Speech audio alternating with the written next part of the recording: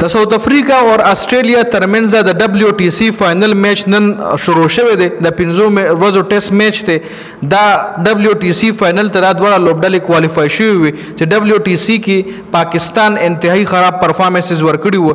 د دواړو لوبډلو ډېر ښه پرفارمنس ورکړي وو. دبليو ټي سي چې کوم سیناریو و کم پوینټ ټیبل په هغه کې دا دواړه لوبډلې په 1 او 2 پوزیشن باندې راغلي نو د فائنل ته کوالیفای شوي وو. جی انډیا په ډېر اخري لمحو کې بهر شو او آسټریلیا کوالیفای شو فائنل ته. نن پکړو منای روز و چې کسیګو رباډا تاسو له په سکرین باندې کم دا ساوث افریقا بالر ښکاري چې د آسټریلیا د بیټینګ تباہی کړې ده.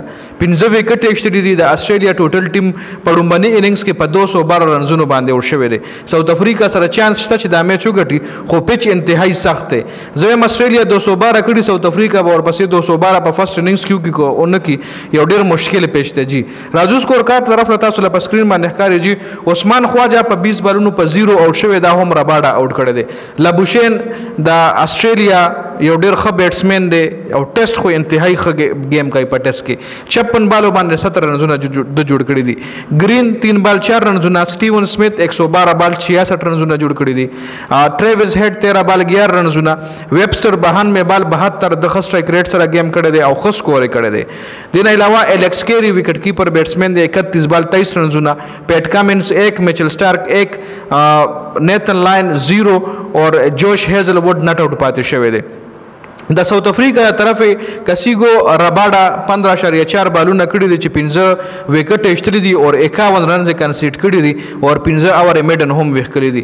3 وکټ پکې مارکو جینسن ایښتلي دي چې 14 بال 14 اور 59 رنزونه ور کړي دي. لونګي انګیډي 8 اور 45 وکټ یوم نه ایښتلي. مالډر 11 اور 36 وکټ یوم نه. مہاراج کیشو مارا سپینر بالر 6 اور 19 یو وکټه اور مارکرم هم سپینر بالر دی 2 اور 5 جوړ یو وکټه. مارکرم پکې هم ښه بالینګ کړي دي. پسې بیا په فرست اننګز چې کم دی لا فی الحال ختم نه دی خو د ساوث افریقا بیټینګ هم لڑکڑاتی ہوئی نظر آ رہی ہے. دیکھو پا 27 رنزونو باندې 3 وکټ یا لیډي آؤٹ شوی دي. مارکرم په 0 آؤٹ شوی دی. ریکلټن په 16 باندې آؤٹ شوی دی. مالډر په 6 رنزونو آؤٹ شوی دی اور باوما او سټاپ چې کم دی دا ټایم په کریس ولاړ دي.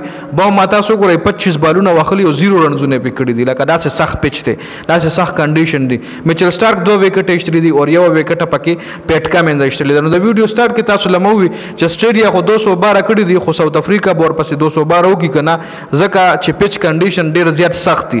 ډیر نازک حالات دي. د پیچ باندې بیټینګ دونه په اسانه باندې نه کیږي. د آسټریلیا طرف میچل سټارک دی وخت پورې سټیم چې ویډیو ریکارډ کوم 7 اور 10 رنز ورکړي او 2 وکټ ایښتلي. ښه بالینګ کړی دی. جوش هیزل ووډ 5 اور کې 8 رنز ورکړي دي او پیټ کامنس 6 اور کې 5 رنز ورکړي او یو وکټ ایښتلي دی. دا ګوره دا د بالینګ دی. جی زبردست بالینګ. د ساوث افریقا 17 اور واخلي دي او 27 رنزونه پکړي دي. لکه دا ګوره پیچ کنډیشن دی لا ویل شي 30 پیچونه. جی نو په دې باندې په پاکستان سره گیم وکړو چې د آسټریلیا او د ساوث افریقا په دا حل دی. خیر دا خو د لومړنۍ ورځې سکور کارډو سبا سره اپډیټ سي پاغه باندې به سبا خبره کو دبليو ټي سي فائنل سو غټي پاغه باندې بیا ډیټیل سره خبره کو. خوستا سو په خیال باندې با دبليو ټي سي فائنل سو کو غټي خپل پریډکشن وکړي.